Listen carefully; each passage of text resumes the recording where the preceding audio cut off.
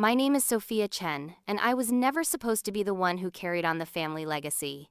In the Chen family dynasty of international shipping and logistics, daughters were meant to be polite accessories, not successors. Our company, Chen Global Transport, was a titan in the industry across Asia and the Pacific, but it might as well have been called Chen Sons Transport for all the opportunity I was given. I still remember the way my father would parade my brothers around at corporate events, introducing them as the future of Chen Global, while I stood in the background, expected to smile and pour tea. It wasn't that I didn't try. I worked harder than anyone. While my brothers were being groomed with executive lunches and golf outings, I was studying supply chain economics at night, learning Mandarin, Korean, and Japanese to better understand our Asian partners, and creating spreadsheets analyzing inefficiencies in our Pacific routes that no one would bother to read. By 25, I had 3 degrees in MBA, a master's in international business, and a bachelor's in logistics management. My brothers had business cards with the titles Vice President of Strategy and Director of Operations despite barely finishing college. Meanwhile, I was given the title Special Projects Coordinator Corporate Speak for having no real authority at all. The breaking point came during the quarterly board meeting when I was 27. I had spent months developing a presentation on digital transformation roadmap for modernizing our fleet tracking, implementing AI for route optimization, and creating a customer portal that would revolutionize how clients interfaced with shipping logistics. This wasn't just a good idea. It was the future, and I knew our competitors were already moving in this direction. I had practiced my pitch for weeks, rehearsing in front of my bathroom mirror until my voice no longer shook when I spoke about projected ROI and implementation timelines. When the day finally came, I stood before the board. 12 men in expensive suits, including my father and 2 brothers, and opened my presentation. I didn't even make it past the 3rd slide. "This is completely unrealistic," my father interrupted, waving his hand dismissively. "Chen Global doesn't need digital gimmicks to maintain its position. We've succeeded for 40 years on relationships and reliability." "But the industry is changing," I countered, my heart pounding. Our competitors don't understand this business like we do," my oldest brother Michael cut in with a smirk. "Tech startups come and go, but shipping is about trust, not apps." My younger brother David didn't even pretend to be interested. He was scrolling through his phone under the table. "The numbers support this investment," I tried again, pointing to my projections. "We could increase efficiency by 23% in the first year alone." "Numbers on a slide aren't reality, Sophia," my father said, his tone dripping with condescension. "This is why women struggle in this industry. Too emotional, too attached to ideas instead of practicalities." The room fell silent.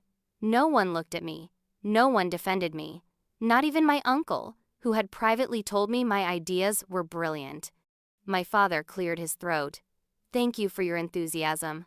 Let's move on to actual business." I stood there for what felt like an eternity, my carefully crafted presentation still glowing on the screen behind me, my voice stuck in my throat. Then I gathered my materials, closed my laptop, and walked out. No one called after me. No one seemed to notice I had left.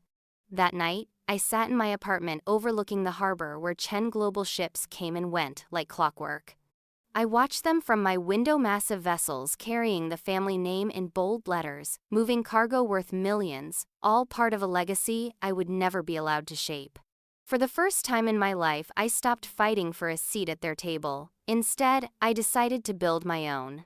I resigned the next morning with a brief email. My father didn't call. My mother texted that I was being dramatic. My brothers made jokes in the family group chat about me finally accepting I wasn't cut out for real business. The only person who reached out genuinely was Li Wei, my father's assistant of 20 years, who simply wrote, "They will regret this." With my savings and a small inheritance from my grandmother, the only person who ever believed I could run the company someday, I moved across the country and started from zero. I named my new company Horizon Logistics, not because it sounded good on letterhead, but because where they saw limits, I saw possibility stretching to the horizon. The early days were brutal. I converted my 1-bedroom apartment into an office, sleeping on a pull-out couch and working 18-hour days. I focused on a niche the big players like Chen Global ignored: small to mid-sized businesses that needed customized logistics solutions but were too small for the major shippers to bother with. These companies were treated as afterthoughts in the industry, much like I had been in my family. My approach was radical for the shipping world: fully digital, transparent pricing, real-time tracking, and personalized service. No long-term contracts that favored the shipper. No hidden fees. No antiquated systems that required phone calls to check shipment status. Everything was accessible through an elegant, simple platform I designed myself and had built by a team of hungry developers who believed in the vision. For the first year, we operated on the margins, taking the clients no one wanted, building relationships one small business at a time. I lived on instant noodles and coffee, pouring every cent back into the company. When we couldn't afford office space, we worked from cafes. When we couldn't hire full-time staff, I found brilliant freelancers who had been overlooked by the industry giants. The second year, something shifted. Word began to spread. Our client retention rate hit 96%, unheard of in an industry where switching logistics providers was common practice. Our digital platform was being praised in industry blogs as the future of shipping logistics. We expanded from local operations to regional, then national. By year 3, we were profitable enough to open a real office and hire a team of 20. I handpicked each one, not based on pedigree or connections, but on talent, drive, and a willingness to challenge the status quo.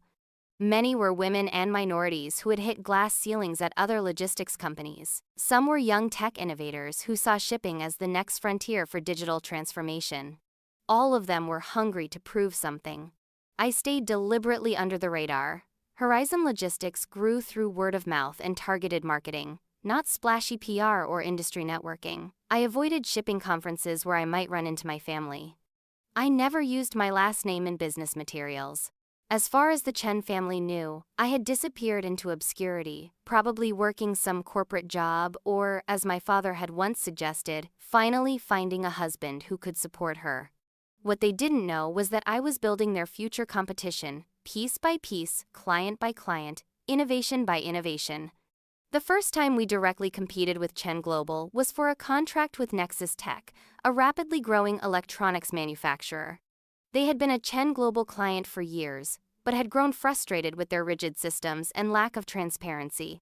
When we presented our platform showing them how they could track every shipment in real time, access analytics on their logistics spend, and integrate our API directly with their inventory management, they didn't just switch to us, they became our biggest advocate. More former Chen Global clients followed, not all at once, but steadily, like water finding cracks in a foundation. We weren't just taking their clients, we were changing their clients' expectations of what shipping logistics could be. By year 5, Horizon Logistics had offices in 6 cities, a staff of over 100, and was handling shipping volume that put us firmly in the mid-tier of logistics providers. We introduced an AI-driven route optimization system that reduced delivery times by 31% and fuel costs by 24%. We launched a sustainable shipping initiative that attracted environmentally conscious clients. Our platform was now being used by thousands of businesses across the country. And still, the Chen family had no idea. The moment everything changed came in the most unexpected way. I was reviewing quarterly projections when my assistant burst into my office, tablet in hand. "Sophia, you need to see this," she said, placing it in front of me. The screen showed a business news article with the headline, "Chen Global Transport Struggles Amid Digital Disruption. Stock Falls 28%. The article detailed how the shipping giant was losing market share to more agile, tech-forward competitors, and specifically mentioned Horizon Logistics as the industry's rising star. For a moment, I couldn't breathe. Not because I felt vindicated, though I did, but because for the first time in 6 years, my worlds were colliding. The article included a quote from my father, dismissing digital logistics as a passing trend and doubling down on traditional methods. Reading his words, I could almost hear his voice, see his dismissive wave, feel the weight of his disapproval. My phone rang that same afternoon. My mother. She never called unless it was a family obligation or emergency. Sophia, she said when I answered, her voice unusually hesitant. There's something in the business news about a company called Horizon Logistics. The founder's name isn't mentioned, but is it you? I paused, then simply said, yes. The silence that followed felt like standing on the edge of a cliff. Then she said, your father saw it too. The board is meeting tomorrow, I think. I think you should come. I declined. Whatever crisis they were facing, it wasn't my responsibility to solve it. I hadn't built Horizon to save Chen Global. I had built it because they had given me no choice but to create my own path. The next day, my brother Michael called. Then David. Then my uncle. Their messages grew increasingly desperate. Chen Global was in trouble, not just losing clients but facing a technological deficit they couldn't quickly overcome. Their stock was in freefall. Investors were asking questions about succession plans and digital strategy. I let them all go to voicemail. A week later, my father himself called. I almost didn't answer, but something made me pick up. Sophia, he said, his voice smaller than I remembered. We need to talk. About what? I asked, my tone neutral. About what you've built. About what we missed. The words seemed physically painful for him to say. The board wants to meet with you, officially. 2 days later, I walked into Chen Global headquarters for the first time in 6 years. The building hadn't changed, still all glass and steel and intimidating height, but I wasn't the eager young woman desperate for approval anymore. I was the CEO of the company that was eating their lunch. I wore a simple black suit, no flashy jewelry, hair pulled back. I didn't need to impress anyone. My company's numbers spoke for themselves. The boardroom fell silent when I entered, the same men in the same expensive suits, now with more gray hair and worried expressions. My brothers looked simultaneously angry and afraid. My father, at the head of the table, looked old in a way I hadn't noticed before. Sophia, he began formally, thank you for coming. We've asked you here to discuss a potential partnership between Chen Global and Horizon Logistics. I almost laughed. Partnership? A merger, my brother Michael clarified quickly. We recognize the advantages your technology platform could bring to our established client base and infrastructure. I looked around the table. You mean a bailout? No one spoke. The truth hung in the air between us. 6 years ago, I stood in this room with a plan to digitize Chen Global's operations, I said evenly. I was told it was unrealistic, emotional, impractical. That women didn't understand this business. I met my father's eyes. Now you want to buy what I built after you told me I couldn't build anything. The market has changed, my father said stiffly. No, I corrected him. The market was always changing, you refused to see it. The meeting lasted 3 hours. They presented their offer merger that would essentially be an acquisition of Horizon's technology while keeping the Chen family in control. I declined. They increased the offer. I declined again.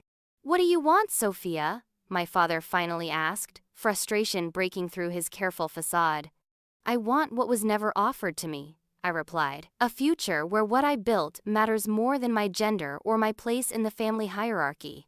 I left without an agreement, but the conversation had started. Over the next month, negotiations continued. Chen Global's position weakened as more clients defected and their stock continued to fall. Horizon, meanwhile, secured another round of funding and expanded into international market, including Asia, Chen Global's home turf. In the end, what happened wasn't a merger. It was an acquisition. Horizon Logistics acquired Chen Global Transport. The terms were clear. I would become CEO of the combined entity. The Chen family would maintain significant shares but not controlling interest. The company would be renamed Horizon Chen Global, acknowledging both the past and the future. The day the deal was announced, my father called me privately. You did what I never thought possible, he said, his voice a mix of pride and regret. You proved me wrong. That wasn't my goal, I told him truthfully. My goal was to build something that worked the way it should. Something that served clients better, treated employees fairly, and embraced the future instead of fearing it. There was a long pause before he asked, "When did you become so wise?" I always was, I answered. You just never listened. The business press called it a seismic shift in the logistics industry. They dubbed me the heir who built her own kingdom. Industry analysts praised the bold move. Within weeks, our stock had risen 47%, and competitors were scrambling to accelerate their own digital transformations. But the headline that meant the most to me wasn't in any major publication. It was framed on my grandmother's wall when I visited her after the acquisition was complete. She had cut it out of the business section of a local paper. Sophia Chen redefines family legacy, takes helm of global shipping empire. I always knew, she told me with a smile, squeezing my hand. As for me, I don't run the company to prove anything anymore. I run it because I built something that works, something that matters, something that changed an industry. And every day when I walk into my office, the same office where my father once told me I didn't belong, I remember the most important lesson of my journey. Sometimes being underestimated is the greatest advantage of all. Let them dismiss you. Let them doubt you. Let them believe you've disappeared. And then build something so undeniable they have no choice but to see you not as you were, but as you've become. My name is Sophia Chen, and I was never supposed to lead this company. But sometimes the people who aren't supposed to lead are exactly the ones who should.